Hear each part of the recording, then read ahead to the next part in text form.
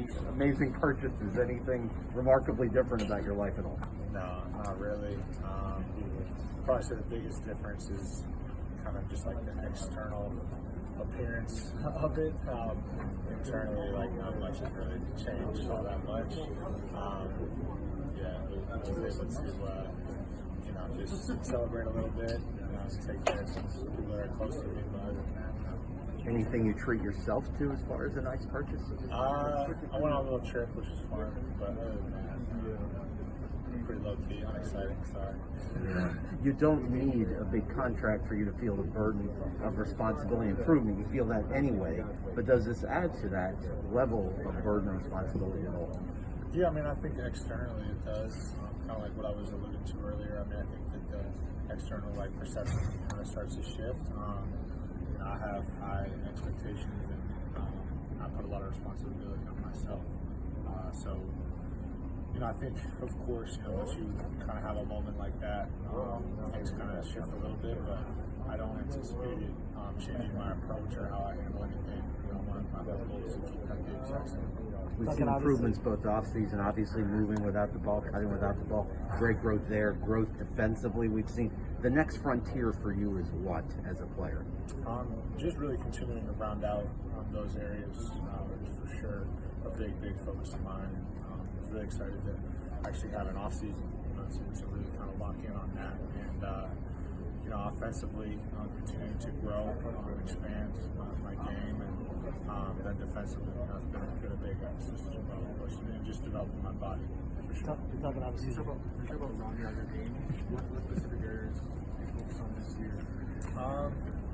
I mean, I don't want to sound like a broken record. I've kind of shared this a bunch, but obviously, what I do on the court is create space for others and fly off of stuff, but just continuing to be more of a threat in other areas. And so much of that, I think, also is not necessarily, it's definitely skill development, but also just kind of mentally, being more aggressive in other areas than just shooting threes. So that's definitely going to be a focus of mine.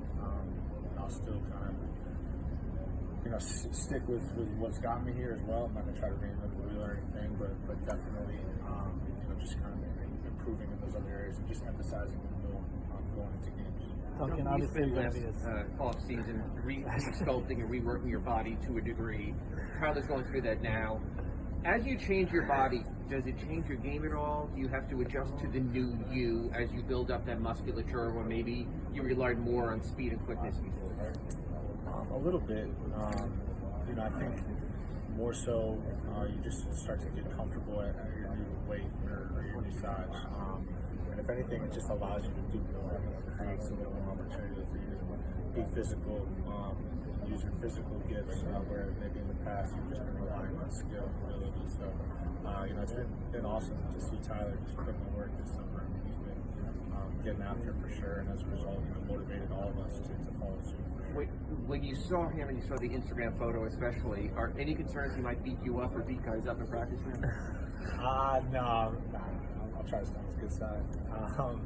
But yeah, I mean, he definitely, the transformation is crazy. I was looking at just pictures of him in the bubble to see how much he's changed in a year. I mean, it's been a calendar year, and how much he's grown just physically is impressive. Duncan, obviously you're going to be a starter, but how important is it to you to be a regular closer this season, to be someone that Eric trusts at the end of games to finish them out? Yeah, I mean, it's incredibly important. That's what it's all about, is who's closing games. And, I fully expect that it'll probably be different people on different nights. It's not necessarily going to be the same group every night, but of course, the goal of mine is to always be in that closing unit. Looking back now, I know you guys didn't want to make excuses last year, but again, we're not even a full year from the finals finishing, and this is going to be the third season at that period of time. I mean, were you guys emotionally spent, physically spent, mentally spent last year? Yeah, I mean, everybody was going through it in some capacity. Last year was a year full of challenges, a year full of firsts. So many different things being thrown at you between the protocols and kind of wrestling with this new normal. So, as a result, definitely challenged. I think a big challenge also was having come off of the bubble.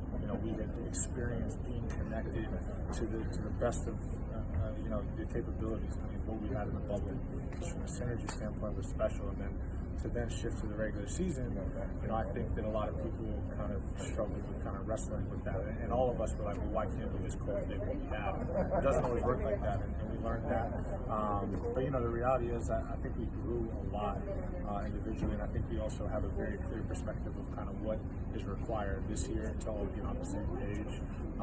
And last year, like I said, I'm not making any excuses. Everybody was going through something past, but there are definitely challenges that came with it. Duncan, any, I'm sure there were, but any NBA players reach out to you after the contract to congratulate you? Who comes to mind? It's kind of a boring answer, but JJ Redick reached out to me, which I really appreciated. Somebody who's been a friend and mentor throughout my professional career, so that meant a lot. Probably, also just my teammates, being excited for me. Bam was one of the first people to FaceTime me, so to hear that from him.